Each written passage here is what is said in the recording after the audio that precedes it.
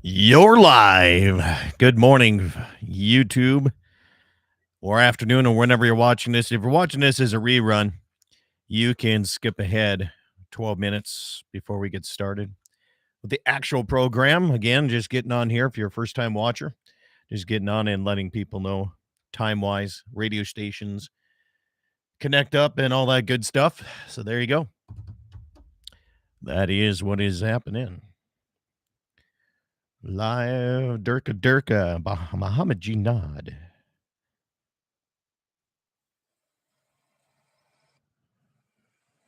All right. The old AM radio is working. Morning, Dave. Got about half inch of rain, and then it turned over to snow. 6 inches of snow. Oh, I seen that. I seen the whole Galdern eastern side of North Dakota has a lot of closed roads here. Morning, Waylon. Eric, good morning.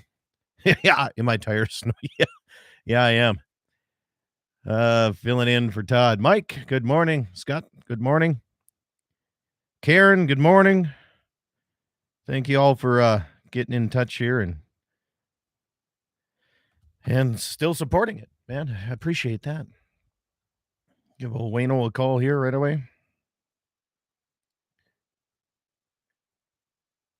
There it is. Whoops. Good grief.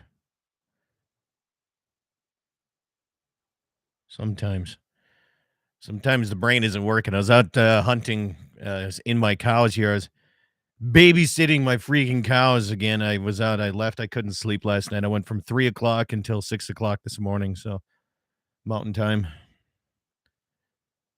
So that's that scoop.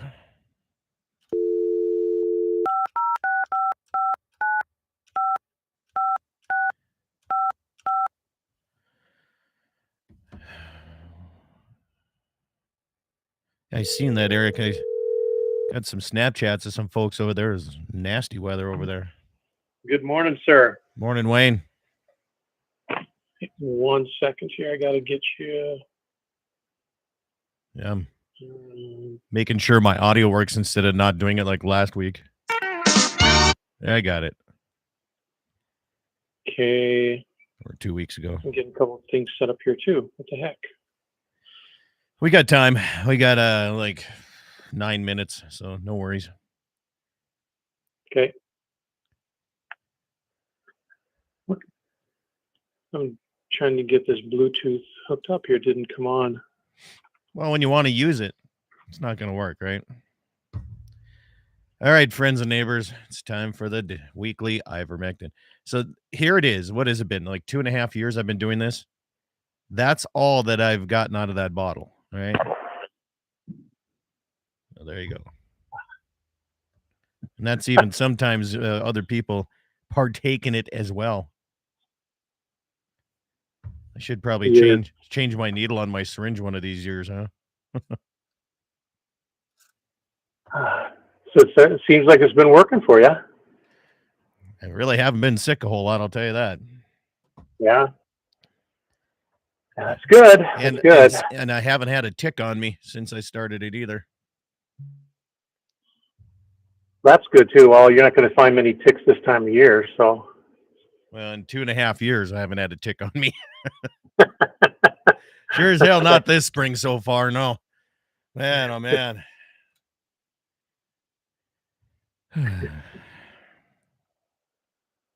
So, yeah. So, ready for another snowstorm next week? Oh. You there, Scott? I'm here. I can hear you. Okay. Yeah, snow's coming again, isn't it? Gosh. That I hear people have these apps and they're showing, well, where these apps are showing 10 inches for us up here on Tuesday and 18 on Wednesday. Now the weather service isn't throwing numbers out there yet, so we'll see what happens, how this thing tracks, and we could get a lot of snow out of this, man. Yeah. I just it's concerning when our county agent sends an email to us with all the potential storm winds and snowfall and everything, and I'm looking at it going, where are you getting this? but she got it from the extension service got it straight from the weather service. I just don't know if the weather service released it yet. That's what I'm wondering. Sure.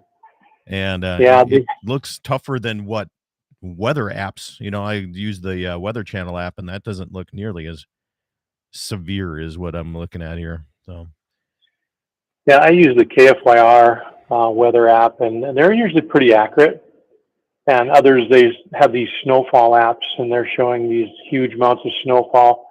Of course, they said even last night on the radio or on the TV that the storm track's a little further north. Of course, we're going to get yeah. hit harder. And go south, as South Dakota is going to get it again, which we've gotten the last couple as well. Well, they got it And, on Thursday night. They had 6 inches yeah, of snow Thursday night already. gosh. Oh, And the guys are cabbing, and it's going to be tough. yeah. And talk about the deer and such like we will. It's going to be tough on them, and we could talk about what Casey found too on their surveys. Yeah.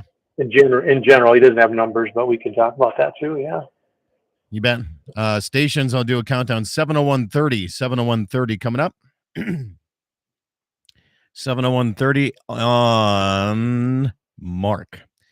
Scott Bolgi out of South Dakota says the Weather Underground is one that he uses. I used to use Weather Underground, and I don't know why I don't use it anymore. I know there was something happened. I think that's back when I had the Droid phone, and like none of my apps would work on half of that stuff. So I switched to Weather Channel, but maybe I should check Weather Underground again. Well, droids are good phones, like we said before. Well, They're not the Commodore. They're not the Commodore 64. They're good. I don't know if you want to play like Oregon Trail or some games like that. I think droids are pretty handy, but That's right. Space Invaders or Pong or something. I mean, it's got the technology to handle that. I think, so. Well, too much technology is not always good either. I don't know. Man, we're finishing out the last little bit in rural Belfield. Belfield itself has high. We have fiber going into there, but we're trying to do South Belfield this year, North Belfield next year. Mm-hmm. Yeah. And we are fighting, man. We have so many people that are just dicks about giving easements.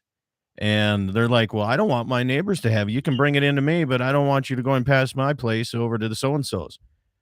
Really? Oh, man. And man, it's just tough. I never thought in today's society that you would have people that much of a dick that they don't want anybody beyond them. It's like, well, they don't realize that, this program that we got the grant from to do the project, because they're all bitching we don't have internet, we got, we can't use HughesNet, we can't use it, all this stuff is so slow for during COVID. We're like, okay, we're bringing this in, and we finally got approved to do this. We're going to come in and make sure you got the internet. And they're like, well, but I don't want my neighbor to have it. Just such a dick move. And so we've been fighting that so hard here. Wow. How can people be that selfish? I'm not sure what the reasoning behind that would be. This Selfishness between neighbors, or feuds, selfishness. Yeah. So I was between checking cows and calves and making sure coyotes are getting killed and not in the pasture. I've had this has been a hard week on me. Yeah. I've added it up, and over the last 7 days, I've lost 18 calves to coyotes. Oh, have you? Really? Wow. Have you killed a lot of coyotes then too? Yeah. Well, I don't know what's a lot. Okay. Wow. So during this week, from Sunday to today, let's see. I can tell you. See, I shot 6 the first night. No kidding. 2 that night. I had Fish and Wildlife Service come in. I think they said 8 to 10. I'm going to go with 8. And then I shot another 2. So I shot 18 of them so far, or the 18 have been shot within 1 mile of that pasture. And the Fish and Wildlife guy, 7:05 coming up, 00, 7:05:00, folks. 60 second to showtime on Mark. Anyway, that guy told me, he says, I have never seen one pasture with so many coyote trails coming to it in my life. Wow. He actually had to go out and set carcasses up with cyanide because he said it's this bad, Scott. Really? So yeah, it's I don't know. The only other person that's close to me calving is Herefords, and evidently coyotes don't like the taste of Herefords like me. So see how many Hereford guys on YouTube are going to be. All right, we're going to go quiet here. 20 seconds of show time. Going quiet here. We'll be back, stations. 20 seconds.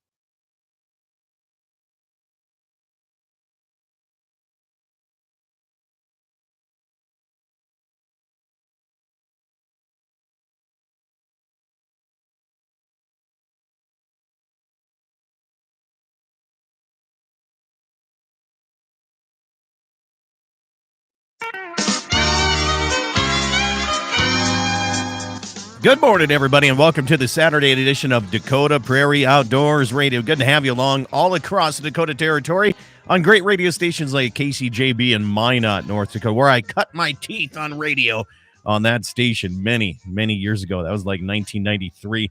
Also listening on KLTC Dickinson, KFYR, Bismarck, Mandan, KOLY in Mobridge, and KGFX in the capital city of Pierre, South Dakota.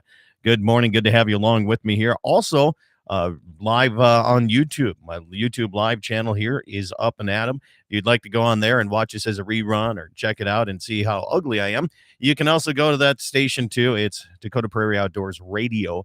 And make sure to tell your friends to subscribe. The more subscribers I get, the more I can go on what do I need? Like 1,000 subscribers, and I can go with my phone and do all kinds of crazy stuff. So you could see me hunting coyotes in my cow herd during calving, which has kind of been the big thing for me this week. A couple things coming up around the community this summer. The Wild Walleye Outfitters Series fishing tournaments. It's a 3-event tournament, over $36,000 in cash and prizes. It's limited to 60 teams. These are 2-person teams with 1 alternate. $800 entry fee. The 3 places are going to fish here is April 29th and 30th coming up. We're hoping the ice is off of Angostura as they come up on that one. Ormond on May 13th and 14th, and then Shade Hill down by Lemon June 10th and 11th. So each tournament is going to be paid out $3,000 for first place, $2,500 for second. They pay out 5 places, and then overall another $3,000 on the overall winning side of things. So if you want to get information on this, it's pretty easy. Contact Kevin Vaughn down in South Dakota. 605-519-4286. He's got a Facebook page called Wild Walleye Outfitters, and you can get the registration form there. He messaged me. He said there's like 5 places left if you want to get in on that. Also, another thing coming up, Dakota Rifle Company is presenting Silence at the Range. This is a free suppressed shooting event Saturday, May 20th at the Slope Area Rifle and Pistol Club in Manning, and then Sunday, May 21st at Southwest Shooting Club in Bowman. And it's free of charge. If you want to come out and find out what it's like to shoot with a silencer, maybe you already have one. They invite you. If you bring your own suppressed, you can just come out and have fun shooting. And nothing beats that, because, you know, when you get a suppressor company like this saying, you know, bring your own, if you have your own suppressor, no matter what brand it is, come out. Let's compare them side by side, and you'll see what you can, what suppressors do for this and which ones are quieter. And I guarantee you're really not going to find a whole lot of difference. So that's what's happening in the upcoming events. My guest today is Wayne Muth out of the Bismarck Mandan area, at work, on call. So just a heads up, Wayne, I know if you get a call that you have to go save somebody's life, we'll figure it out. We'll figure it out. Yeah. All right. Welcome. So, good morning. How you been? Yeah, good. How you been? Sounds like you've been busy this week. It's been a busy week. You know, I started calving a little bit earlier than my start date was supposed to be, but you know, here's the thing. Do you remember that song, the song that will never end? Do you ever remember that? The never-ending song. The never-ending song. This is the song that never ends. It goes on and on, my friend. Do you remember that at all? I mean, you're probably. I've heard about it. I can't recall it right now, but I've heard about it. Yeah. I want somebody to redo that as "This is the winter that never ends." It goes on and on, my friend. And my friends down in the South Dakota side yesterday were in a blizzard, man. I mean, it was nasty. They were sending me Snapchats and everything about it, and trying to find the gate just going into their cattle and everything. And we didn't have that yesterday as much, but we're looking at another storm system coming in next Tuesday for both North and South Dakota. And cross our fingers if you're calving right now. And I don't know what you do. Last April, we had the same situation come through, Wayne, and I hope it's not Yeah, like it yeah. was last year. Well, hope and pray for the ranchers out there. They stay safe and they can take care of the cattle and then also for the wildlife out there too. And you talk about the coyotes that were able to kill this last week. And I hope guys can get out there and hunt and maybe try to do something. It'd be great. But it's hard to get around. That's one thing. The deer are impacted. Their conditions are dwindling too. So the coyotes are hungry. They're killing deer. They're killing calves. So get out there and try to help Yeah. out the ranchers where you can. Yeah. What a great point.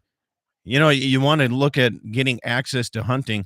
Don't come elk hunting when you find out on the first day of opening season. Help us right now. This is when we need the help. So a few things going on I need to get at right here, Wayne. South Dakota mountain lion harvest. Are you ready for this? They have one more month, and they have a total. What is their total? 60 total lions, or when the first 40 female are taken. Now, Right. they've killed 25 females and 14 males. They're at a total of 39 right now, and their season ends here April 30th down in the Black Hills. And just recently here, a 109-pound female was taken in Pennington County, and I mean everything from 3-month-old cats up to 6-year-old cats. And North Dakota just closed their Zone 1, which is the western side of the state here. That one closed up here this week, and not nearly as many cats by any means, and I'm okay with that. I don't want to see as many cats as they have down in the Black Hills side here around the ranch. Right. Yeah, they reached their quota down there in North Dakota and South Dakota. That's a big female, that 110, 109 pounder. It is, yeah. It's a big female. Yeah, so they're healthy herd down there. I saw a little blurb down in Wyoming. I can't remember which little town it was now. They had cats roaming the edge of their city or edge of their town.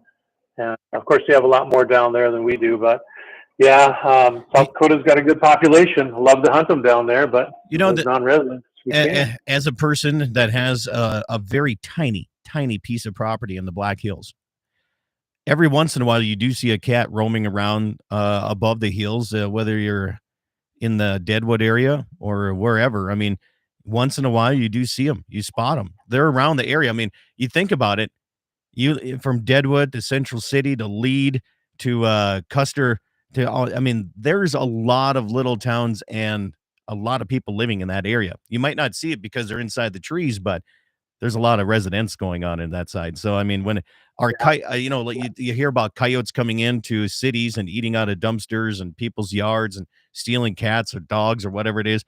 Do you think that's going to happen on the mountain lion side, or mountain lions, since they're a cat, I think I have like 25 barn cats out here, but I can only count like 5 of them at a time. But when I pull in the yard at night, I see a lot of eyes running and scurrying around the yard. And that's the kind of cat I like, is ones I don't have to deal with. Me too. So maybe I don't know if they're going to get domesticated enough to where they're going to start messing in town or not. But they had one walking down Main Street, Deadwood. Do you remember that last year? Yes, I did. Yeah. Well, in North Dakota, they used to have these more frequent in the bigger cities until they started expanding their seasons a little bit. And now it's kind of tapered off and hasn't been as bad. So, we don't need the cats coming into town and snatching, puppies off the driveways and such. or little kids or little kids. Yeah, man.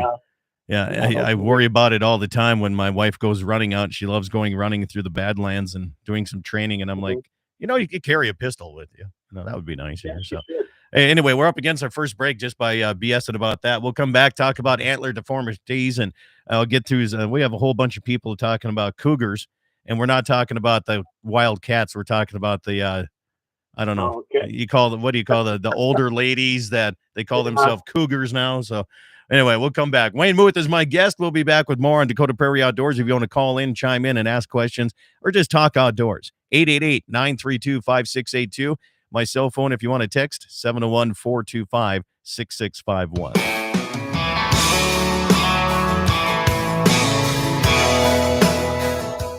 Piper's Auction and Realty invites you to their next equipment auction. Go to pipers.com and you can check out the Peterson Farm Retirement Auction out of New Salem, North Dakota on Tuesday, April 4th. The Howe Farm and Ranch Retirement Auction, otherwise known as J&M Farms out of Hettinger, North Dakota, is coming up your way on Thursday, April 13th. And on April 25th is the Doer Farm Retirement Auction in Kenmare, North Dakota. If you'd like more information, call or click pifers.com. It's every American's right to bear arms. At Mandan Sporting Goods, we're here to help you support your Second Amendment rights, which reads, a well-regulated militia being necessary to the security of a free state, the right of the people to keep and bear arms shall not be infringed. Whether you're looking for a pistol for personal defense or collector gun, we have the staff to help you.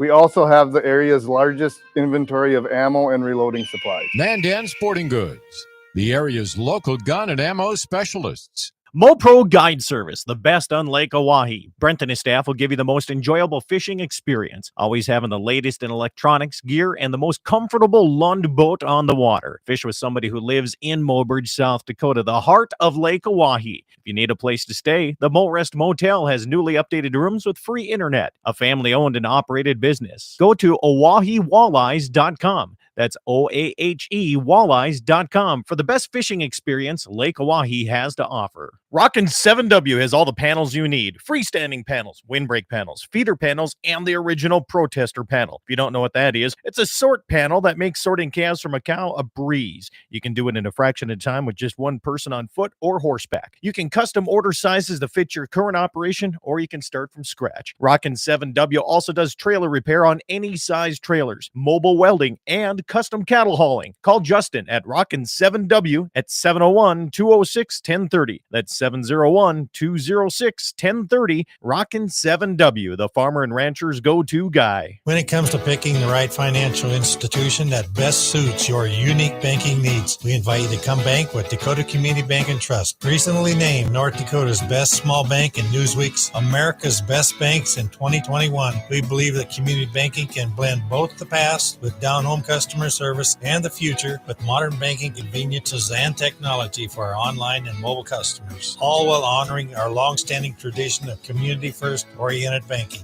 here at Dakota Community Bank and Trust. Western Frontier Insurance. Agents that understand you, your needs, and the community. Whether you're looking for coverage on your farm, ranch, home, or auto, you can trust that Western Frontier Insurance will find you a combination of price and coverage that works for you. No fancy jingles, no talking boxes or animals, just good neighbors helping to keep you covered. Western Frontier Insurance. Offices in Hazen, Washburn, and Wilton. Piper's Auction and Realty invites you to their next equipment auction. Go to pipers.com and you can check out the Peterson Farm Retirement Auction out of New Salem, North Dakota on Tuesday, April 4th. The Howe Farm and Ranch Retirement Auction, otherwise known as J&M Farms out of Hettinger, North Dakota, is coming up your way on Thursday, April 13th. And on April 25th is the Doer Farm Retirement Auction in Kenmare, North Dakota. If you'd like more information, call or click pifers.com. When it comes to picking the right financial institution that best suits your unique banking needs, we invite you to come bank with Dakota Community Bank and Trust. Recently named North Dakota's best small bank in Newsweek's America's Best Banks in 2021, we believe that community banking can blend both the past with down-home customer service and the future with modern banking conveniences and technology for our online and mobile customers, all while honoring our long-standing tradition of community-first oriented banking here at Dakota Community Bank and Trust. Rockin' 7W has all the panels you need. Freestanding panels, windbreak panels, feeder panels, and the original protester panel. If you don't know what that is, it's a sort panel that makes sorting calves from a cow a breeze. You can do it in a fraction of time with just one person on foot or horseback. You can custom order sizes to fit your current operation, or you can start from scratch. Rockin' 7W also does trailer repair on any size trailers, mobile welding, and custom cattle hauling. Call Justin at Rockin' 7W at 701-206-1030. That's 701-206-1030. Rockin' 7W, the farmer and rancher's go-to guy. On that road, but don't you worry, one day I'll settle down. And when that time comes, I hope you're still around. I hope you're still around. I Welcome back, everybody. This is Dakota Prairie Outdoors Saturday edition. Good to have you along. You can find my weekly show, daily show, each and every day on all of the stations that you're listening to right now, plus many, many more. You can also catch it at dakotaprairieoutdoors.com. How you doing? Wayne Muth is my guest here, coming back at you. Now, we covered a few things on mountain lions, and there's some messages that we have to get to just to answer if you want to know here, but the never-ending winter. I have somebody who says, I just put a new calf in the barn right before your show started. One shot cap says the only cat allowed in schools are now cougars, if you know what he means. All right. Eric says it did happen in Springfield, South Dakota. The prison had footage on security cameras with cats walking around the prison. And the mayor of Mobridge says the cats will probably just eat somebody who thinks they look cute and try to pet one. And I encourage, if you're dumb enough to go up and try to pet a mountain lion, I encourage you to do that. You know. I wonder if they like to eat Furbies too. I'm not sure. Furries. Furries, is that it? Okay. Furries. I think because here's the reason why. The first time I ever heard about a furry, I called it a Furby, and the young kids laughed at me. I'm like, what? And they're like, that's a totally different thing. And I don't know what. I think it's a game or something like that. But anyway, yeah, they could have. I don't want to say like mean stuff to a lot of people, but. I mean, if you see a wild animal, you think it's a good idea to try to pet it. Heck, I had a domesticated cow yesterday. She thought of all the places that have open ground in my pasture, which isn't a lot, but there's more than you think. She found the deepest snowbank to have her calf in. And when I tried to go grab the calf and drag it out, she was a pretty good mama. So she took me for a tumble. So I grabbed my rope and I roped it and drug the calf out. And we had a little discussion on that, but that's the thing is even a domesticated animal will take you down once in a while. So my dad always said, keep the calf between you and the cow because she won't come through the calf. Didn't work. Nope. My dad told me that too, and I trust me, the calf was between me and the cow, and it did not matter one bit. So oh man. All right, we got text messages coming in, having a good time here this morning. 888-932-5682. That's 888-932-5682 is the number if you want to call in. Now, let's talk. Wayne Muth, you're one of my resident experts on antler deformities. Yeah. This week, I've been dealing with the Fish and Wildlife Service. They've been out here helping me with my coyote issue and been doing a great job flying and shooting coyotes and setting any kind of traps and snares they can to try to help me out. And it's definitely helping out. There's no doubt. But when I was talking to one of the gentlemen, he and I were looking at some mule deer does that were walking across the road. Some of them look good. Mm-hmm. They look healthy. Some of them, not as much, I would say, but there was still a young buck in there with velvet on their antlers. Still a lot of stags in the mule deer country up here. What are we going to be seeing this year? I mean, is there going to be enough testosterone for these bucks that have been hit with EHD a little bit to even try to grow anything, or is it going to turn into a gnarly mess that I like to shoot? Yeah, it's more likely going to turn into a gnarly mess or a cactus buck type. These deer, when they get the EHD infections, it causes lesions on the testicles, and it does not allow the testosterone levels to grow. So when they're growing these antlers in the spring and into the summer, then they get EHD. That EHD causes that antlers to really not get any more testosterone, so they don't even shed their velvet. Mm-hmm. And a lot of times they won't even shed their antlers, and that's what we're seeing now. So if they can heal from this and increase testosterone and lose those antlers yet, I'm not sure. There's not a lot of information I've found on that if they can recover, but a lot of them, what happens is they continue to grow at the bases of the antler. So then they get this cactus buck look. Mm-hmm. And if you think about, 2 years ago, there was a second biggest archery buck killed in the world. It was called the butcher buck. And if you pull a picture of it out there, that is like a cactus buck. That was a deer that I think had EHD and started growing all these little, pieces and tines at the bases. And it looks kind of ugly. From my personal opinion, but that's what a cactus buck would be, and they grow these at the bases. Okay. So I'm not sure where these are what's going to happen to them going forward, but we'll probably see more cactus bucks and more stags. I saw a buck. That's it. Yeah, you're showing it on YouTube there. Yeah. Yeah, that's see something like that. And the ones that I'm looking at are, I mean, they're barely 6 inches long and just full of velvet yet. They didn't really grow much, you know. Right. What's this mean? If they have a hard time with testosterone and what have you, can they breed? I mean, did last year's younger bucks or even older bucks that were affected by this, can they breed and is it successful? It depends on how bad they had it. The Okay. mule deer aren't as impacted as whitetails. Sure. Some will recover. The whitetails, it hits them harder. I don't know if they're more susceptible to it, but that's why you're seeing more of the mule deer that have the late season velvet, where you really don't see that in the whitetails very often. They can recover. We see it. When I'm measuring bucks, you'll see some of these that have some oddball deformities, and sometimes it may be from from EHD at one point, but yeah, it's hard to tell. Yeah. So here's There's not a lot of science in it sometimes, but we get information where we can.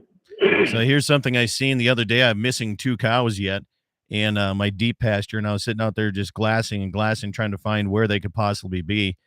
And I ran across a small bunch of bull elk that, they should be dropping here in April sometime, right? I mean, that's when they usually do it. But there was a handful of the small bull elk that still had velvet on their racks too. I mean, granted, they're small.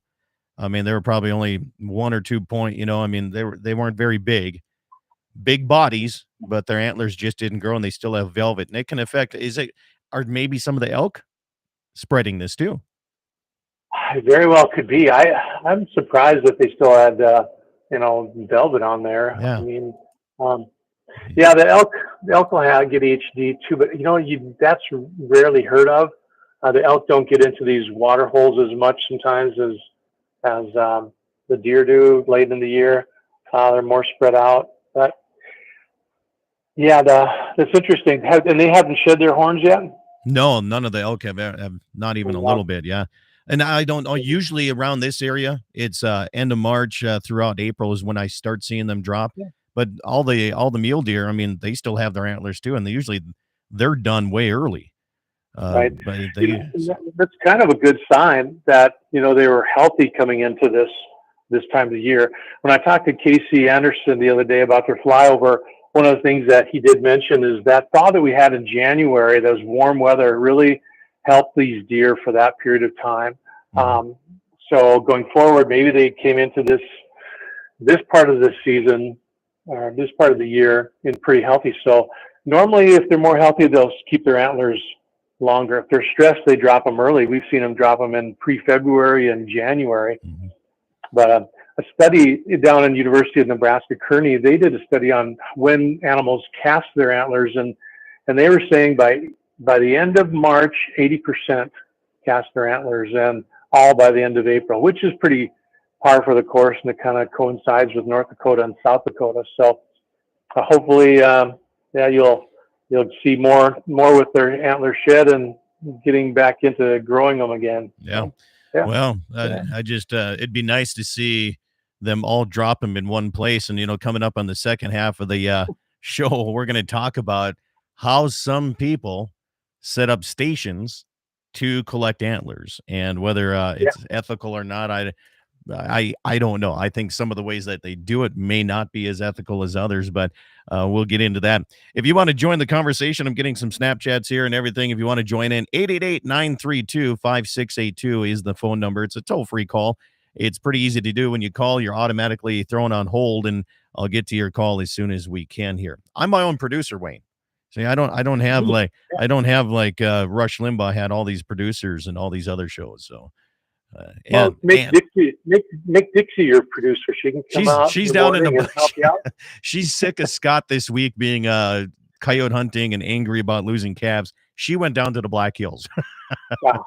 So we'll be back right after these messages here. Listen all across the Dakota Territory. This is Dakota Prairie Outdoors. I'm Scott Bachmeyer. Back after these messages.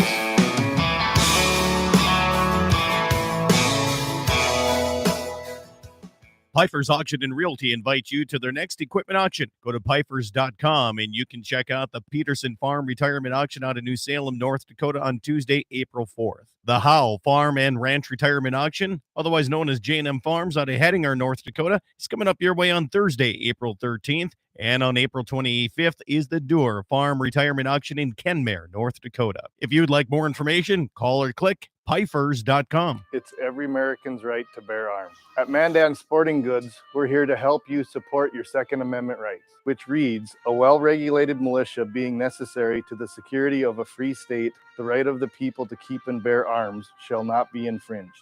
Whether you're looking for a pistol for personal defense or collector gun, we have the staff to help you.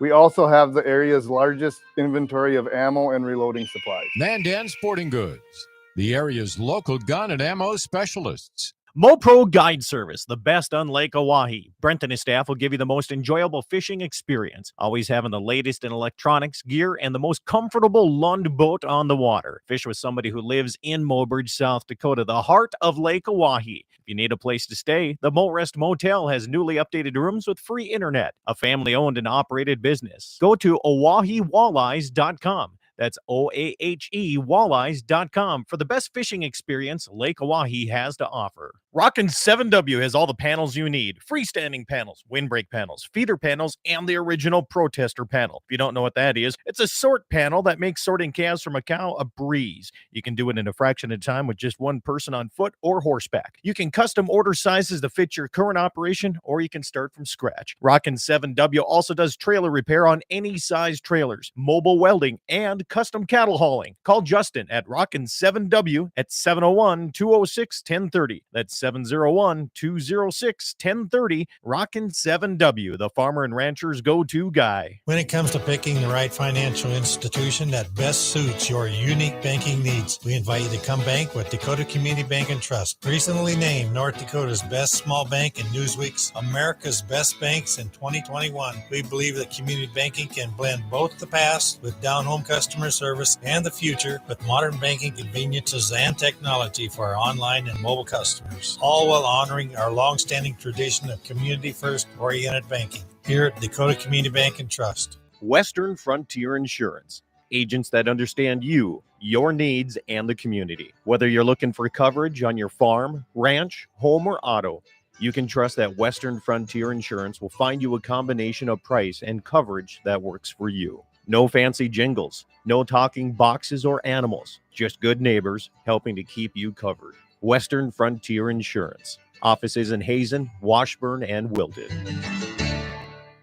Piper's Auction and Realty invites you to their next equipment auction. Go to pipers.com and you can check out the Peterson Farm Retirement Auction out of New Salem, North Dakota on Tuesday, April 4th. The Howe Farm and Ranch Retirement Auction, otherwise known as J&M Farms out of Hettinger, North Dakota, is coming up your way on Thursday, April 13th. And on April 25th is the Doer Farm Retirement Auction in Kenmare, North Dakota. If you'd like more information, call or click pifers.com. When it comes to picking the right financial institution that best suits your unique banking needs, we invite you to come bank with Dakota Community Bank and Trust. Recently named North Dakota's best small bank in Newsweek's America's Best Banks in 2021, we believe that community banking can blend both the past with down-home customer service and the future with modern banking conveniences and technology for our online and mobile customers, all while honoring our long-standing tradition of community-first oriented banking here at Dakota Community Bank and Trust. Rockin' 7W has all the panels you need. Freestanding panels, windbreak panels, feeder panels, and the original protester panel. If you don't know what that is, it's a sort panel that makes sorting calves from a cow a breeze. You can do it in a fraction of time with just one person on foot or horseback. You can custom order sizes to fit your current operation, or you can start from scratch. Rockin' 7W also does trailer repair on any size trailers, mobile welding, and custom cattle hauling. Call Justin at Rockin' 7W at 701-206-1030. That's 701-206-1030. Rockin' 7W, the farmer and rancher's go-to guy.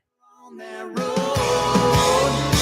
but don't you worry, one day I'll settle down. And when that time comes, I hope you're still around. I hope you're still around. I Welcome back, everybody. Dakota Prairie Outdoors Saturday edition, right here, right now, live and local around the Dakota, all across the Dakota Territory. I said around one time, and Todd Mitchell corrected me. He says it's across the Dakota Territory, but around the world on YouTube. And then he goes and posts something about flat earthers or something like that, posting something. But Oh, my anyway, goodness. last week, I don't know if you listened to the show with Representative Orrin Lesmeister. But he just sent me a message here showing all the snow and what they have down in that Eagle Butte area. Holy moly. They got hammered again yesterday with that snowstorm that came across. Yeah, that's too bad. Hey, one thing I wanted to compliment you on, that was a great show last week. It was so encouraging to see legislators that can get on a show, get on the phone together, work together on issues and not play this party line, ideology. I mean, they're nice that they can work across the aisle and get things done. I appreciate those guys coming on.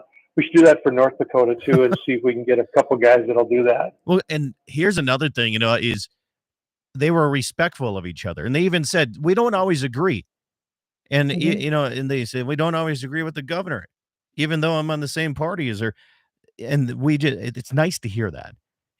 How hard is it to be honest and open?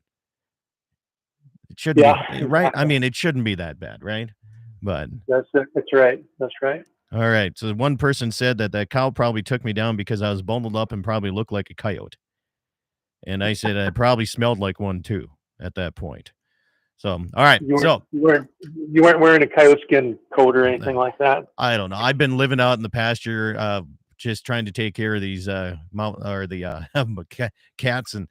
the calves and coyotes to the point where I probably don't smell really great here. So, but anyway, all right. So going on, antler shed hunting is a big thing. Yeah. There's some states that actually have a season for it because they don't want you to disrupt the migration of elk or any other type of wildlife. And years ago, I was doing some research on shed hunting. I mean, I used to shed hunt all the time. And I had dogs that would actually try to help me and sniff. I don't know if they would sniff them out, but if they found them, they'd bring them to me. And I was looking and reading and researching.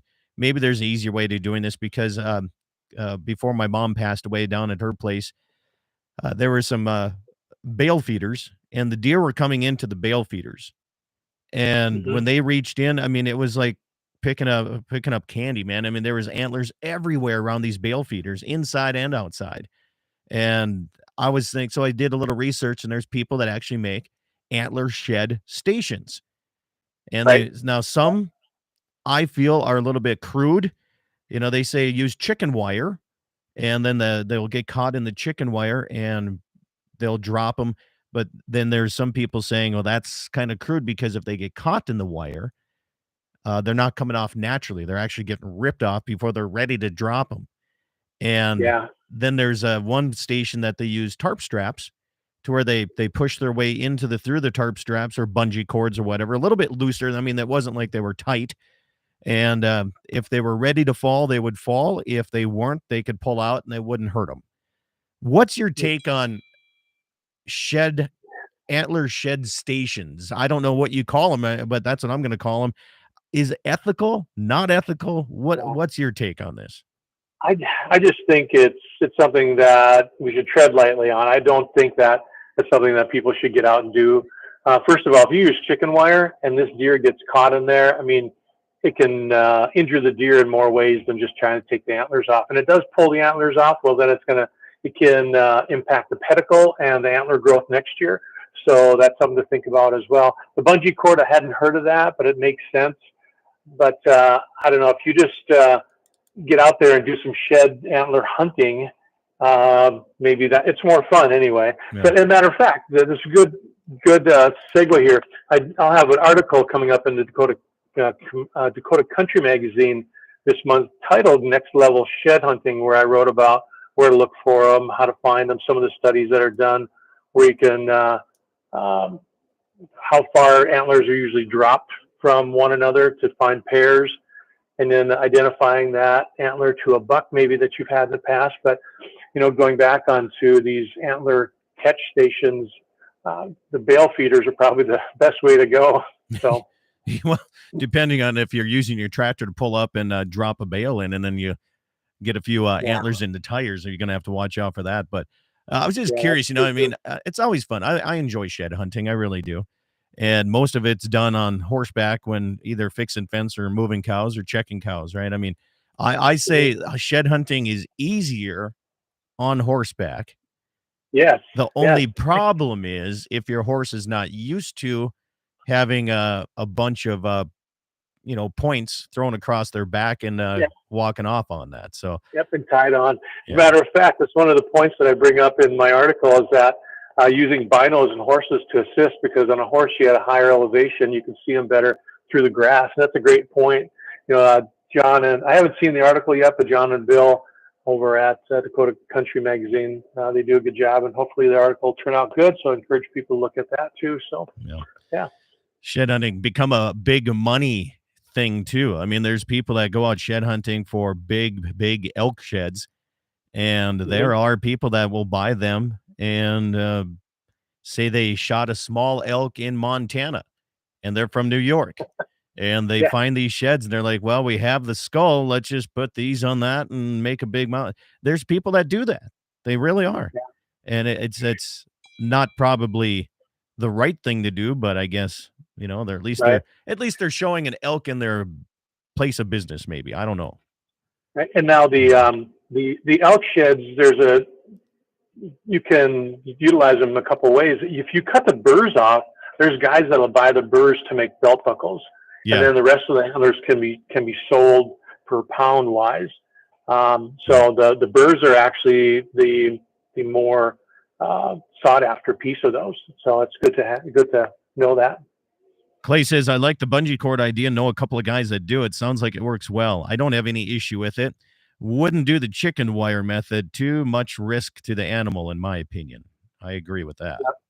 Yep. Definitely agree on that. So, but yeah, I guess hopefully we start seeing a lot of these. The whitetail, I thought for the most part, the very, very few that I seen around this area, and I mean very few. It looks like they shed by the middle of January. They already shedded the whitetail, which usually whitetails shed earlier. Right. Yeah. I agree. So, Yeah. Yeah. I haven't seen any whitetails with antlers on at this point. Mule deer, yes. Last week I saw one, like I mentioned. So they still have them. Are you ready for some political action? Let's go.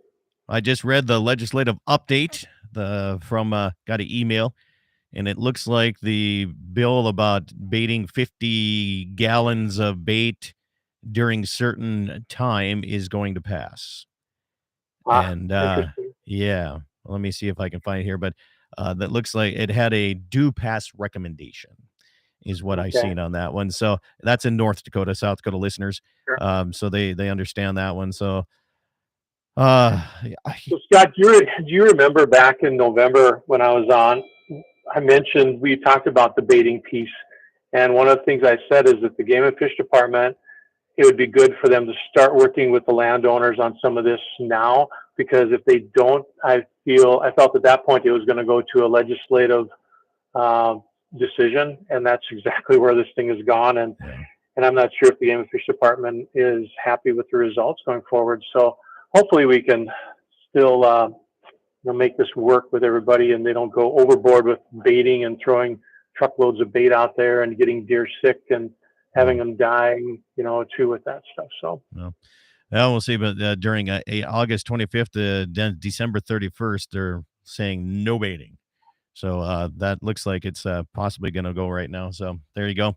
What did you talked to the Game and Fish recently, and kind of some surveys on mule deer around the state of North Dakota? What does it look like? I think the numbers are down, but what are they seeing from the airplanes? Well, the mule deer, they don't fly until April. This was for the whitetails.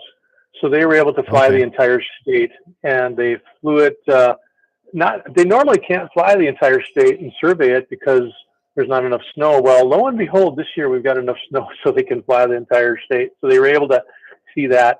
The numbers, they don't have all the numbers in yet. There's multiple pilots that went out there and flown, so they're just tabulating those. And I asked if they found a lot of die-off, and there were some die-off depredation situations southeast of Bismarck and losing some to winter exposure.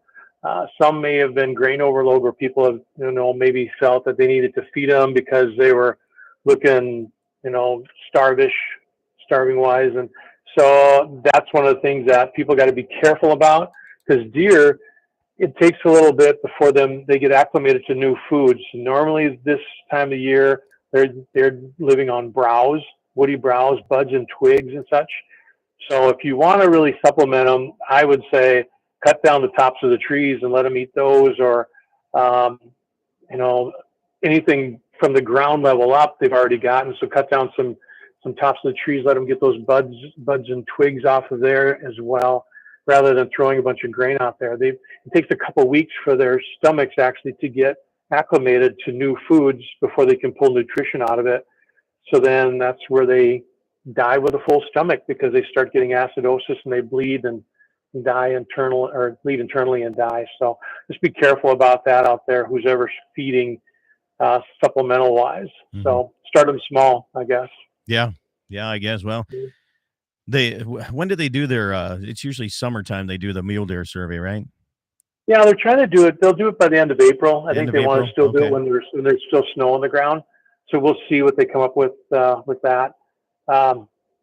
Yeah, the one good thing about this that Casey and I talked about is the deer did go into our season really healthy. We had a very good late summer and good fall with moisture. So and then the positive warm weather in January. Where were you at that we had fall moisture?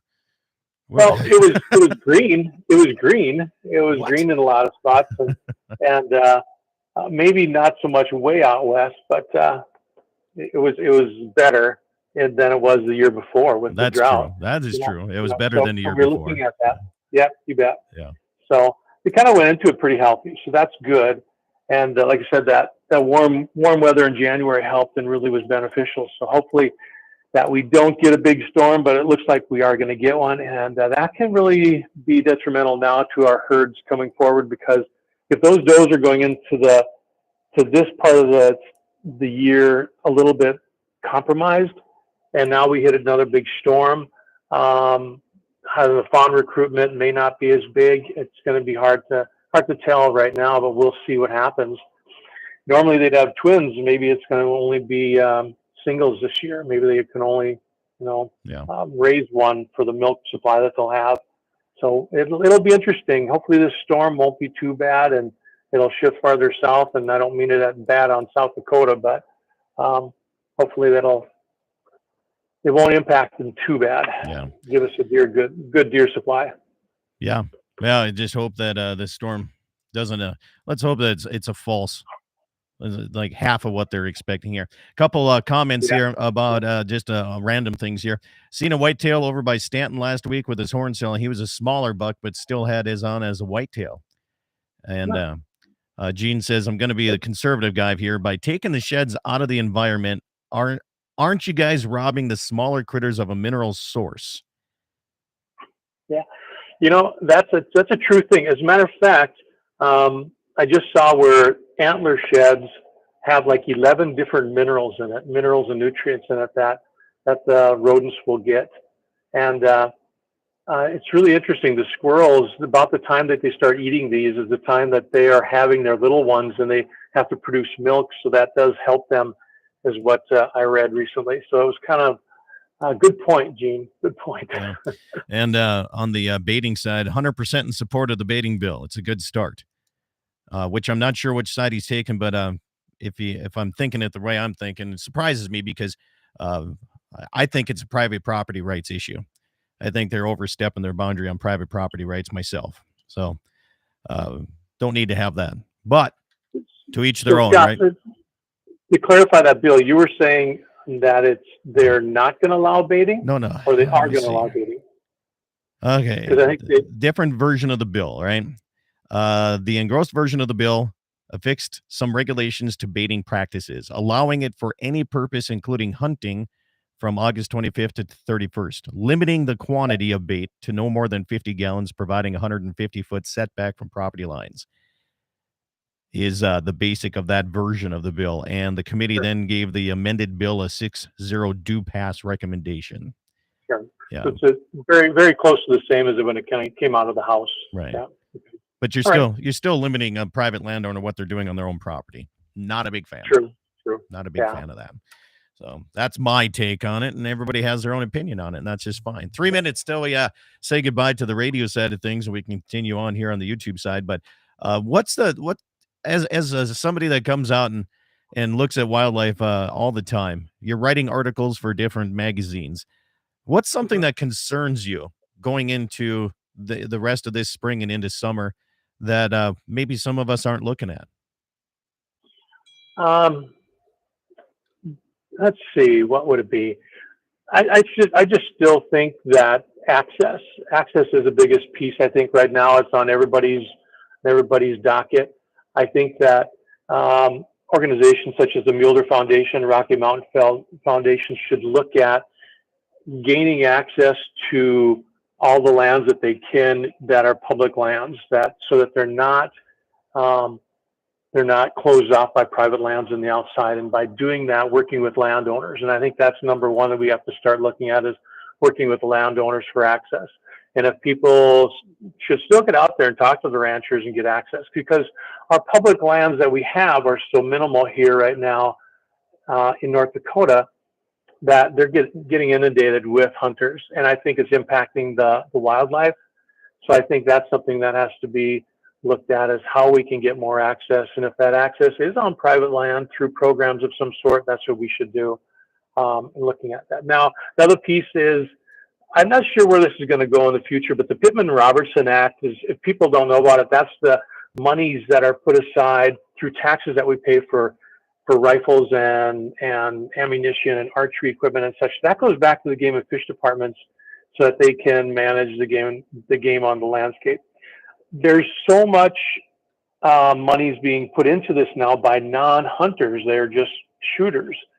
So are they going to start separating this off to different groups and away from the management piece of it? And that's something that I'd be concerned with down the road too here. So besides Pittman-Robbins Act, that money, the governor also approved the budget, a substantial budget, $110 or $108 million per biennium for the game and fish. Is that money part of that, or is it a separate? I'm not sure. I'd have to look into that. I know that each state gets a certain portion of that Pittman-Robertson funds, and also the Douglas Dingle Act or something like that. That's the fishing piece of it. They get some for fishing wise. So yeah, those monies, and it just goes back to the hunters are the conservationists here. We're putting the money into this. We're paying the taxes on what we're doing, and you don't see that from other groups. There's no bird watchers group out there that's putting money into conservation and the management of these other groups. So appreciate the hunters doing that, and they're the ones that are keeping the deer on the landscape because we want them.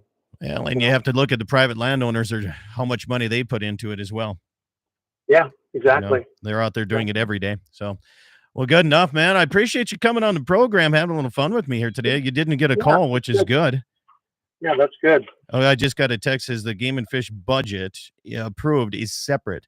That's coming in from the PR funds. So it is. So there's quite a bit of money then. I mean, that's a good chunk. And I've seen there's money for weeds. So if you have weed issues and problems, you can also go through the game and fish for money to help with that issue, which I don't know how that is. I don't know the ins and outs of that. I didn't know that was available. So I guess something to look into if you're into that. So there you go. Yeah. Go shed hunting. Okay. Yeah. So Jay, I can't take phones. He wanted to call in, but we're out of time here, but I can't take calls on my cell phone because I'm in my home studio today. So that's how that goes. So we're going to have to do it off air here, buddy. So we'll go that route. Yeah, the PR Act is an excise tax paid by the manufacturer. I think ammo hunted recreation shooting shouldn't matter, in my opinion. That's a good way to look at it. Well, Wayne, thank you so much, man. Have yourself a good day and weekend, and thanks for coming on.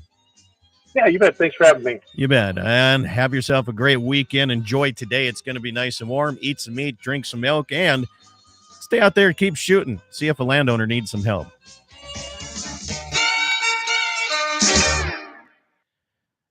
All right, stations, thank you guys so much. Wayne? Good. Hey, thank you. Too bad Jay was on the calling my cell instead of my studio number here, and I don't have a way to hook that up. Oh, so I'm not the only one that does that. That's good. A lot of people do it. They will listen to my program, but they do not listen to the number that I give out. Yeah, which is you've got two numbers there, so yeah. It happens. It's a 6651 you call in on to the show, right? No. See, I got it wrong again. Text my cell, call the 888 number. All right. Yeah. Okay. Yeah. I think I've got that in my phone. All right. All right. So we were up with Barry Wenzel up at Watford City for the North Dakota Boners Association banquet, and I got to chit chat with him. I met him a couple times. You know, he is a traditional bull hunter that has killed so many big bucks, and he's killed 4 Boone and Crockett bucks. I mean, this guy is he knows what he's doing. And he was saying that antler sheds, and I mentioned this in the article too, about you can tell how much a deer grows each year. He said he's found antlers that have grown 50 inches in 1 year. But of course, that's those really? Iowa bucks that are genetically and nutritionally and aged well down there. So it's pretty interesting that they can get that big. You know, it's so impressive watching the elk around here. And how fast they grow. It's crazy. Yeah. Benjamin Dahl, he says, when shed hunting in bedded areas, would you be looking for south-faced bedding areas? Yes. Okay. Yes. Hold on here. I'm going to see if Jay wants to get hooked up here in the worst way. I'm going to plug in my cell phone out of my other, see if this works. See if this works here. Hey, this time. You're on with Wayne Muth. We're still on, man. Yeah, no, sorry about that. We just had to have Grady rope a calf for me, and she was not wanting to be tagged, but we needed to do that. So it's so live action from the battlefield, sun shining. Yeah. Makes a difference in a person's attitude when the freaking sun is out so much. Yeah. So Wayne, don't get rolled by the cow. Wayne, he can't hear you, but you can hear him. So that's the problem with coming through my cell phone. Okay. Sorry. Just tell him don't get rolled by the cow. Yeah. So, it's the best we got. I just thought if you wanted a remote bullshit action from the field, got a few minutes while we're waiting for Turk to come with the feed truck to feed. So. I see. Yeah. No, we're just BSing a little bit here on YouTube side of things here and covering a few things. So how's Kevin going over there? Good. I'd say we're well over half. I think we're down to about 50 head or less than 50 head of cows at home. And I don't know what we got south here, but I mean, yesterday was a 16 head day. Yeah. So, and we're down to 3 heifers as of last night. Had a C-section yesterday morning and 1 pulled out and 3 left to go. Then I can sleep at night. I actually got to sleep last night. Grady was up here, so he took my night heifer checks, and I actually got to sleep. Nice. I don't know. I was in bed or fell asleep next to the wife about 9 o'clock and woke up at 3 o'clock to look at the camera just to make sure that he wasn't in trouble, and went back to bed and got up at 5. Scott, where's he located to you? So what's pretty fun. Jay, hold on. What's that, Wayne? Where's he located compared to you? Okay, so Jay, he wants to know where you're located next to me. If you draw a straight line from me going west, across the Montana border, that's about where he is. Oh, okay. 38 miles straight west from where Scott's sitting in his house right now. Yeah, 38 miles west. Yeah. Yeah. Have they got much snow out there? I noticed we got a freaking Grady just came up. If I've had a rifle with me, I got a coyote literally coming 50 yards off of me in between the draw, standing broadside and looking at Grady on the other side, checking out a cow and calf. Are you shooting it? No, I got 22 pistols. All I got, buddy. Let her rain. Yeah, I can't get close enough. No, we got the big gun Turk's got in the pickup. We got the 270 with the long barrel and suppressor on it. Yeah. Eliminator scope. We're freaking Sky, get over here. I can't let my dog breed like you'd let yours breed coyotes. Hey, it's the bro code, buddy. It's the bro code. If your dog's going to get after it, get it out. Yeah. Well, this would be girl on girl action, so we need to let it go. See, I didn't think you were into that over there at your ranch. Okay. Well, you know, it's been a long calving season. We all got to do something to keep our attention peaked. And I just started, and I'm already tired. Holy moly! So Yeah, it's been. I know you've had it tough, and we had a neighbor stop in the other day, haven't hardly ever seen, and yeah, it's just everybody's. It's been a year. It's been a challenge on everybody's end. Yeah. Are you going to bring anything home for this storm on next Tuesday, or are you going to leave them out? No, actually, we're taking. We got some older cows at home. Our 9s, 7s, and 8s. A few of them that are mixed in with our young ones. We're actually hauling them south as pairs. We got no place to move everything at home. It's so congested. Yeah. So we'll actually do better in the draw, and we're just bringing calf stuff down there, stuff that's pairs, but we'll do better down here than we will up there. It's just and I don't know, further south we're a little bit better. Hell, you go south of Baker, I heard they don't have any snow. Yeah, you go down past Bowman a little bit, and there's no snow down by Ludlow, Buffalo, South Dakota. There's nothing. Yeah, no, I'm kind of hoping the storm's going to scoot south, but we're setting up for it. But we're just I don't know. We do better down here in the roughs than we do at home there with that confinement crap. Hold on, Wayne's going to ask a question. I'll repeat it to you, Jay. Yeah. Here, go ahead, Wayne. Okay. Does he have less snow than you do over there on the Montana side? Jay, you wants to know how much snow compared to you and I, about same. I would say we're the same. You don't see the snow. You don't see the snow start to disappear until you drop south of Baker. Basically, they said some guys are up in the plains the other day, and from Baker north all the way to Webo and all the way over to Slope County and over towards Belfield, it's white. Yeah. It's you can just see a dividing line, but no, it's I'd say you might have caught a few more inches than we did here and there, Scott, but it's I'd say we're probably pretty even. All right. Well, hey man, I'm going to let you run there, Jay, and have a good day. Appreciate you calling and giving us an update. Yep, you too. You have a good one. We'll get together here for a drink sometime soon before we're all done. Sounds good. Catch you later. Yep. Bye. That's interesting. That's a good little Jesse's like summary of where he's going on today for Jesse's him. Like, make Jay call the right line. I text him the number. All right. I did give him the number. I texted to him so he could actually touch it and call it. He didn't, so it's not my fault. I'm putting that on Jay. It's kind of nice that there's less snow down in the Baker area, because that's where I usually go antelope hunting, and maybe some of the antelope from Wyoming will migrate up there that haven't died down there yet. You saw that. I sent you that article about from the Cowboy Daily News or whatever it was. You know, there is all the antelope dying down there. All the antelope, like in, I'd say, this central part of Slope County, right? All the way from my place to Rame, they all gathered up into one gigantic bunch in some stubble fields. They've been wintering on in some stubble fields, and every single one of them is down there. It's pretty crazy right now. Yeah. Wow. And they're looking good. The ones around here, hopefully they'll spread out back up into this area where I have my tag. So right. Yeah. That'd be good. Been a while. Yeah. Been a while. I've let things go for the last couple of years. It's time to put some hammer down. Hopefully we'll get drawn for a couple antelope tags this year. We've got enough points for change. So in North Dakota, I usually get one down the res, of course. So that's nice. Yeah. Somebody texted, they said, one big benefit to auto steer on tractors, you can save yourself $1,000 bill on a tire repair, but sometimes you're not that lucky and you run over an Antler shed. Yeah. Oh yeah. Isn't that crazy?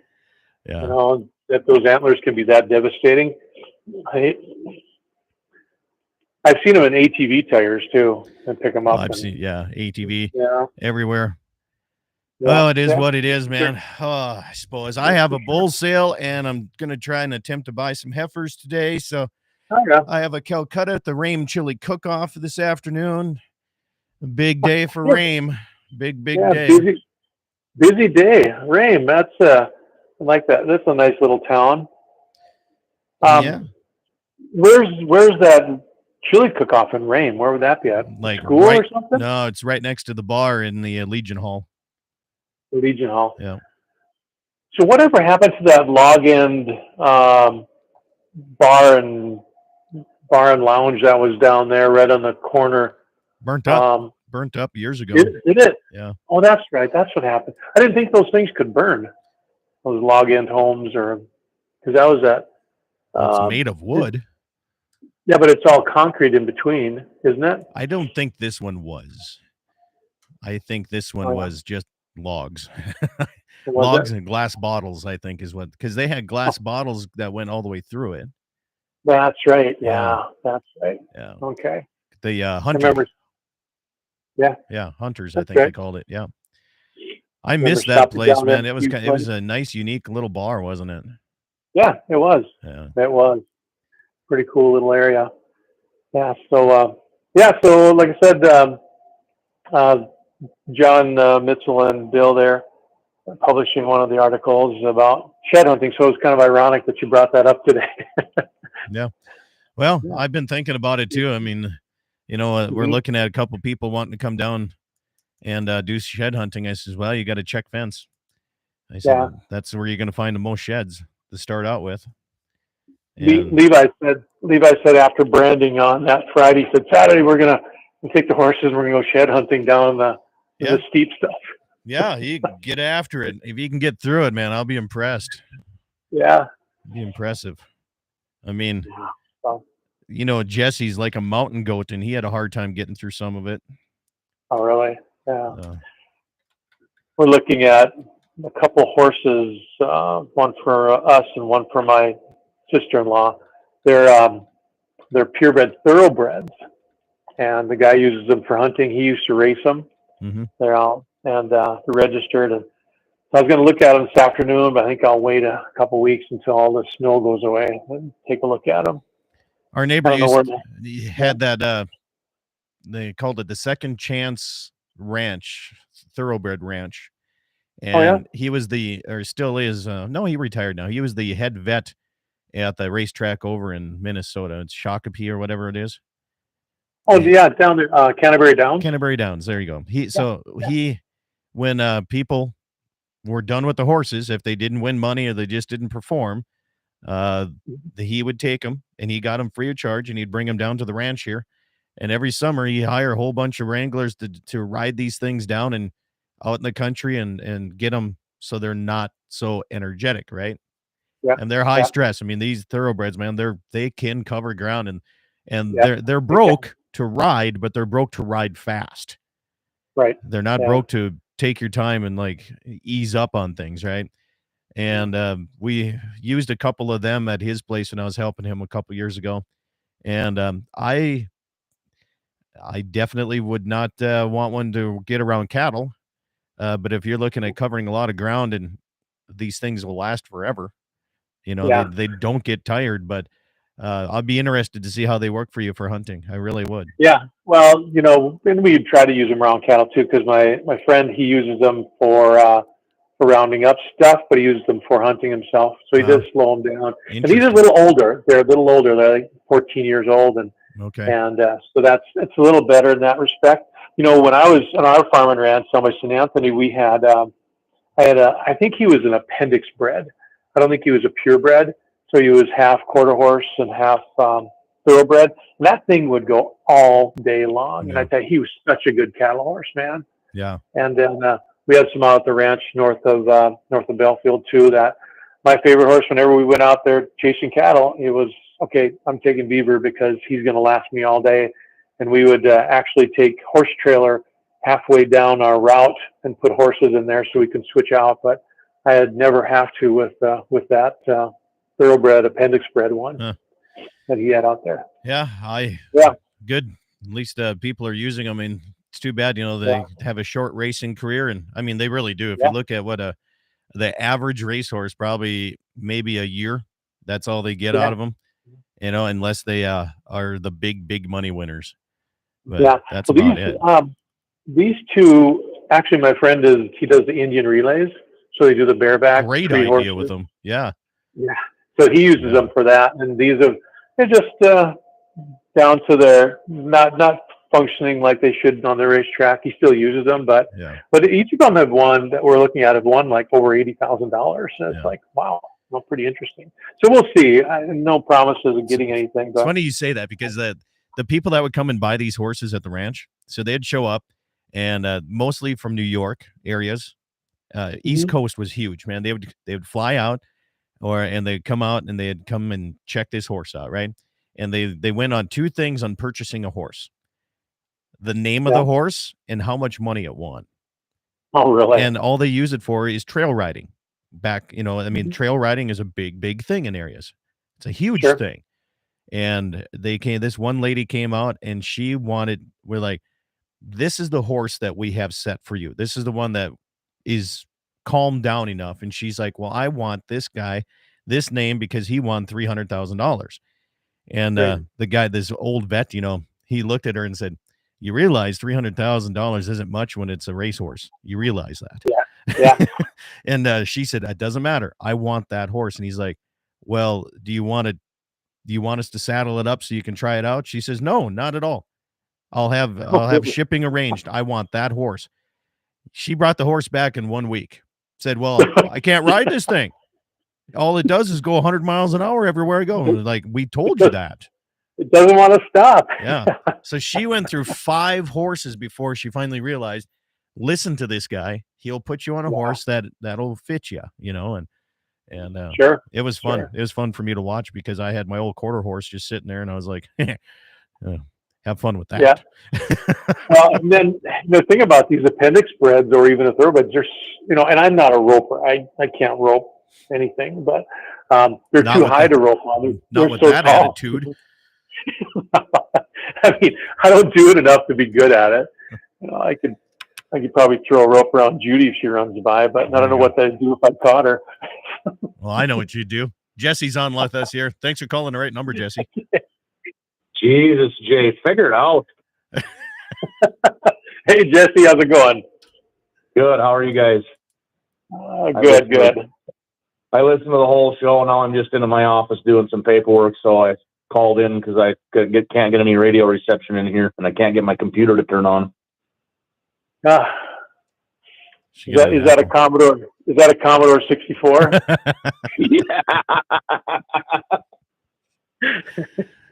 He's got a dot matrix printer. He's making banners that say Def Leppard. How did your morning go out with the cows before you had to come in and do their show? Didn't see anything, but nothing today. Nothing this morning. I was out there from I think like 3:00 till 6:00 is when I was there. And maybe you got them thinned out for now. I don't know. I found another carcass. Well, I found 3 fresh bones yesterday again, and I don't know what's going on, man. I'm taking pictures what I can, and the underwriter called me and he's like, well, I'm gonna set up sometime next week, maybe after this storm or something. I'm like, he's like, I need to see the calves that have been. I'm like, there's nothing left of them. Yeah, dude, those guys realize that coyotes will decimate those things in a day. The whole dead pit where I'm dumping them, they're gone. Like there's a few bones here and there, but I mean, like once they eat the carcass, I mean, they're grabbing the bones and they're taking them, and so I told him, I'm like, well, we'll do what we can. I said, we'll get to whatever I can and show you the pictures I have. And so he's going to try to make it out next week sometime and see interesting. that. Oh. Have you guys ever recognized that? Okay. And I know guys have shot deer and wounded them and they don't pursue them that night and they go in the next day to look for them and they'll be all gone from the coyotes. Yeah. That's a deer you're right. But that's a deer that's not gutted. But what I've experienced is when I shoot a deer, if I'm leaving it overnight, if I gut it and drag it away from the gut pile, that will still be there the next day, even though there's a lot of coyotes around in that same scenario. I've never had one gutted deer that has been pulled apart. Other than, here's a story for you guys. We're hunting at my friend's place down south of Elgin. We had some doe permits, and we shot a muley doe, and he had one of those telephone poles that had the steps on it or the screws in it. Mm-hmm. So we were going to come back the next day. So we hung up the does by the neck so that they can hang up there overnight. It was cold out. Well, he has pigs that roam around his place. And we came back the next day and the pigs had eaten the hind quarters out of these things down to the hide. Oh, yeah. The hide was still there. There was not a bit of meat left on that. They had eaten everything from the hind quarters down, which they could reach. And I thought it was really disgusting. Pigs will eat anything, man. They will. It's crazy. Oh. But yeah, we've seen where we got a deer and they don't touch them. So maybe you got to gut your calves when they're dead or something. Oh, the coyotes have them gutted. They that's the first thing they do. Yeah. Yeah.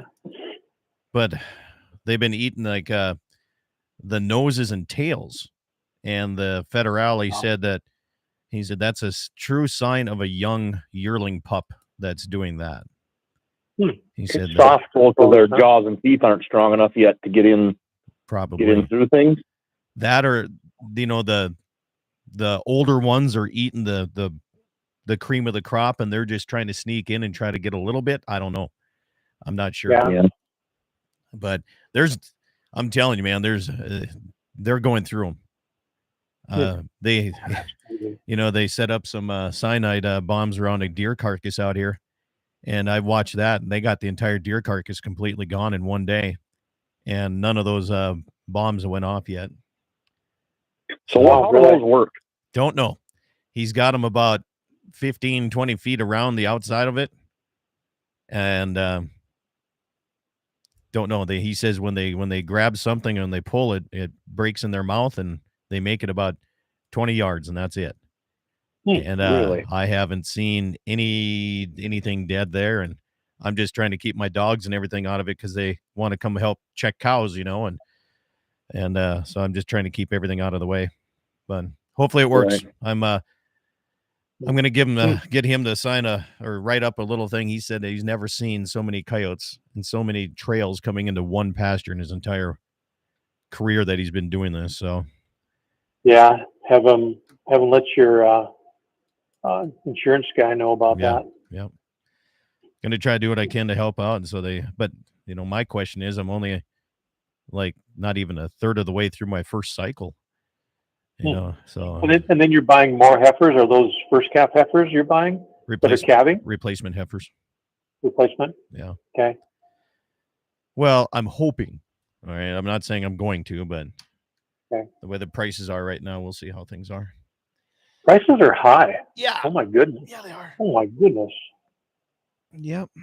I've been seeing what calves have been selling at Kiss over here, and it's like, holy cow, it's expensive.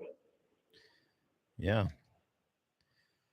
Yeah. Well, I suppose. I think, I don't know. Did you catch my mountain goat thing?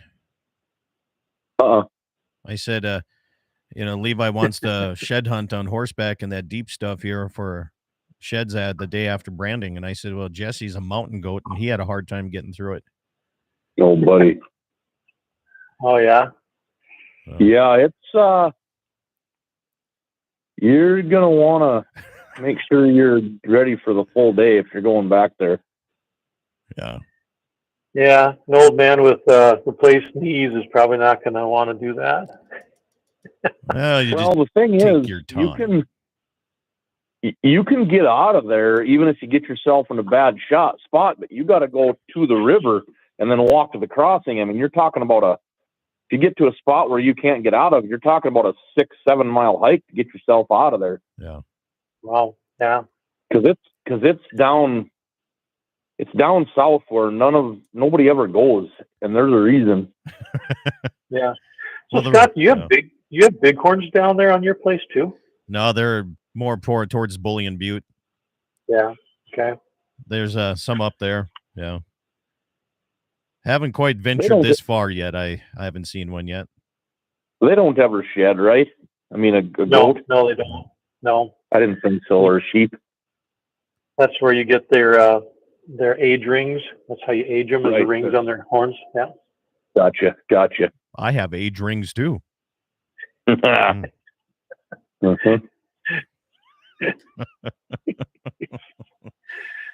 Oh yeah. So how was the bow hunters thing in Watford? It was good. Barry Wenzel, he's a comedian, man. He's funny. No, he kind of encouraged, I think, to get young people into hunting, and really encouraged that. And he loves to tell stories. He's 78 years old. He still gets out there and hunts. This was his 14th banquet he's done or talk that he's done this year. And he's still out there chugging around doing it, and it's pretty cool. And he still hunts and kills big deer, and man, he knows his stuff. That's for sure. Yeah. Yeah, and that's pretty good turnout. It's a good turnout. That's a beautiful place up there. My goodness, first time I've been there. Yeah. That It's a dandy, Rough isn't it? Rider, Yeah. that Rough Rider Center has got the school next to it. It's got pools in there and skating rinks and the indoor, of course, basketball courts. Right outside is their beautiful baseball field with artificial turf and football field across the street. It's like, wow, that's pretty cool. That is really amazing. It's amazing what oil money does, huh? Yeah, that oil money really helps out, man. Yeah. No. Yep. And we also ran into our friends from ND Country Fest. They were doing their tour, their hometown tour with Adina Carter. They're coming through town, and they were at the restaurant, so we sat and visited with those guys. And yeah, something you guys should think about is coming down for Country Fest right after the 4th. Enjoy some music and some beers and have some fun. Yeah, there's something else that goes on at the same time. I don't remember what it is, but I know the last few years we've talked about doing it, but I think it's the same weekend as the Mercer County Fair up here. Oh, sure. Or something. I don't remember what the event is, but it's the exact same weekend as some other stuff that it's not during the fishing tournament, is it? During Dakota Walleye Classic? No, it's a different weekend. No. Okay. I know. I haven't been to a concert in a long time. I like the more intimate, small honky tonk type things anymore, Wayne. Yeah, it is fun with those, that's for sure. But when you get out there in a big crowd and you just have some fun and visit with people and listen to music and see a lot of people out there, man. It's pretty fun. It's a long week for us. I mean, we work all week on that. But Dina Carter. I haven't heard that name in a long time. Holy moly. Yeah, strawberry wine. Yeah. But she was supposed to be there last year, and I think she got COVID and she had to cancel. So I think she's a naughty girl, isn't she? Didn't she? I don't know. I thought she got in trouble with something. I thought I heard something. Maybe wrong. Yeah. They got a lot of good entertainers, a lot of older ones that I'm really looking forward to. Sawyer Brown's coming, and Bellamy Brothers, and Nitty Gritty Dirt Band, and Neil McCoy. How about George Strait? Do you guys ever think about just getting George Strait? We're working up to that. We have Lee Bryce and Justin Moore and some of those coming, which are getting up there in the more current artists, and I'd love to get somebody like that, or a Cody Johnson or something. And those older ones would be great. Actually, some of the most fun nights are the throwback nights, like on the 80s night from on Fridays, I think it is. That's where you get your Sawyer Browns and Nitty Gritty Dirt Bands, and Diamond Rio was there a couple of years ago, and they were so good. My God, they're so good. Yeah. It's a fun time. It is a fun time. Yeah, I think that, between Country Fest and Wee Fest, I think plenty of I have been to Wee Fest. It was a long time ago. Yeah, that's gotten bigger and bigger too, I think, hasn't it? I have never been there. No idea. Well, not my cup of tea. Every year at Country Fest, it seems like we've had rain. Last year we had these downpours and lightning, and one year we had tornadoes just north of us, about 15 miles, and we were watching them. It's like, all kinds of weather at that time of year. But still great turnouts, man. Yeah. People still liked it. And that's good. It's just like Halloween and Deadwood. Yeah. Doesn't mean anything, but the adults just like to dress up and have a night out. And I see that at a lot of these concerts anyway, too. Because Jesse puts on his shorty shorts and he goes out to these concerts like I don't need a concert for that. Showing it off. I don't need a concert for that. Like, look at me. Yeah. Look at how good I look. What is the Country Fest date? June what? I just got my calendar open. July. It's July. It's July 5th through the 8th. It's 4 days now. Oh, that's the week before the Mercer County Fair now. It's the week before. Okay. Is that okay? Yeah. We we work there, so we'll be there starting on Wednesday morning, right after the 4th, and we'll be there till Sunday morning probably. So we stay right there on campus or on site. Kind of nice. Yeah, long days, a lot of partying for everybody. Oh yeah. Not us though. We only get to party really Saturday night, but it's a good time. It says Whalen says, too bad Chris Ledoux still isn't around. Yeah, he would be good for Yeah. that. Yeah. He says they take 15 ice castles out there for Country Fest. Yeah. Really? Yep. Really. Well, and then they get these stallion side by side campers, these man camps. So they have a center entrance, and then there's like a mini apartment on one side, mini apartment on the other side, with a kitchen and dining area and bathroom and bedrooms in the back. So that's what we stay in, as one of those. So, Glamping. yeah, exactly. We- It beats having to drive home every night. Yeah.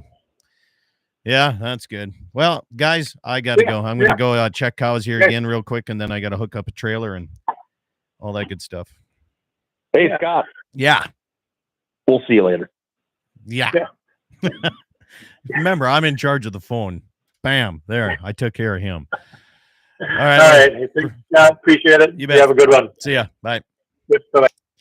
YouTube, thanks everybody for hanging out. Appreciate it. Have yourself a good day and be safe. See, hopefully this storm next Tuesday is not what they're expecting.